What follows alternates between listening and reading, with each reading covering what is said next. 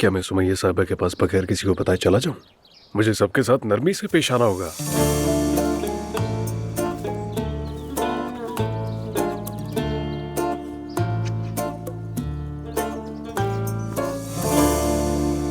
बाबा, महर, पसंद आया आपको? बहुत बहुत प्यारी लग रही हो, मगर ये ड्रेस तुम कहाँ से लाई?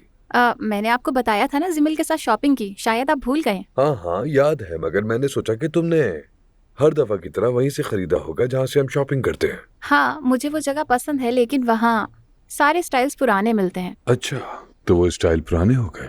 बुरा मत मानना, मगर मुझे फैशन सेंस नहीं है। मेरी उम्र के लोगों के लिए ये कपड़े ज्यादा ठीक हैं। अरे ये तो बहुत ही अच्छी बात है, एंजॉय करो। बहुत शुक्रिया। हाँ, बताना भूल गई, मैं आज दोबारा मैते और जिमल से मिलूंगी। कुछ खाएंगे पिएंगे। हाँ, मैं जानता हूँ तुम जिमल से मिल रही हो, मगर क्या मैथे भी आ रहा है? असल मकसद मेरा जिमल से मिलना ही है बाबा। हाँ। बात यह है, मैते से मिलने का प्लान तो नहीं था हमारा, मगर जिमल ने जो ये पिज्जा नाइट वाला ट्रेंड चलाया, तो आज मैते की बारी है और फिर उसके बाद मेरी बारी आएगी, तो मैंने सोचा आपको पहले ही बता दूं।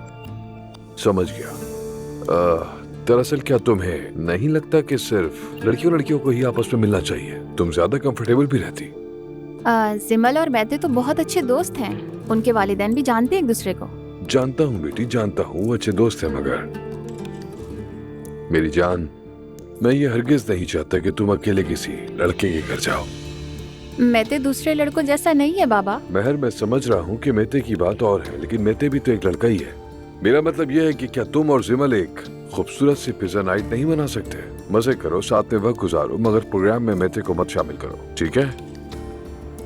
ज़ैनब साहिबा के घर पे भी तो मैते मौजूद था, उस वक्त तो आपको कोई मसला नहीं हुआ। क्योंकि वो घर ज़ैनब का था, वहाँ ज़ैनब के उसूल लागू थे। लेकिन याद रखो, ये मेरा घर है, यहाँ मेरे उसूल लागू होते हैं। मैं अपने घर में इस तरह लड़के और लड़कियों की पिज्जा नाइट नहीं चाहता।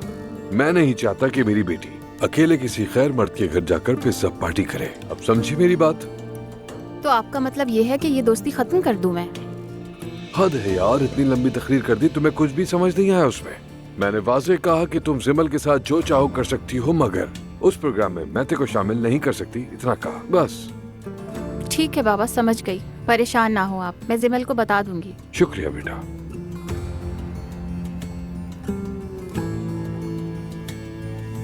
अच्छा भाई, अच्छा ठीक है, मैं आ रहा हूँ। ओके, बस अभी आया, अल्लाह हाफिज। हाय, बहुत ठंड लग रही है मुझे तो। मेरी जान, ऐसे इधर उधर तो मत फिरो, ठंड लग जाएगी तुम्हें। यार इतनी ठंड क्यों लग रही है? हीटर खराब हो गया है क्या? नहीं, मैंने बंद कर दिया है। क्यों रोहन? वो इसलिए कि हमारा बिल आया है, वो भी तकरीबन 35,000, जबकि हमने गीजर पूरी तरह इस्तेमाल भी नहीं किया। क्या मतलब रोहन, 35,000? हाँ, मैंने रेडिएटर्स बंद कर दिए हैं, बस सिर्फ एक ही ऑन छोड़ा है। अब ये समझ लो कि हमें कम खर्च करने की आदत डालनी पड़ेगी, या अगर कोई कुर्सेट है तो वो भी कस्टमर कर ले। बेल्ट के बारे में तो सुना था, मगर ये कुर्सेट पहली बार सुन रही हूँ। वो भी कुछ नहीं करती, अब ये बीमारी जिंदगी का हिस्सा बन गई है। तो हम क्या करेंगे? इसे ऑन नहीं करेंगे क्या? देखो नूर, जब मैं अकेला था तो सिर्फ इसी कमरे में जहाँ मैं रहता था हीटर ऑन करता था, और घर से निकलते वक्त सब बंद कर देता था। तो तुम भी चाहो तो वैसा ही कर सकती हो, अगर तुम्हें एतराज ना हो तो। ठीक है, मुझे कोई एतराज नहीं है।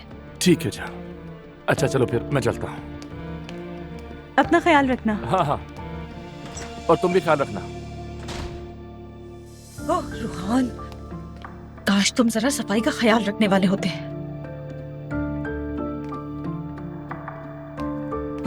कितनी सर्दी है मेरे अल्लाह।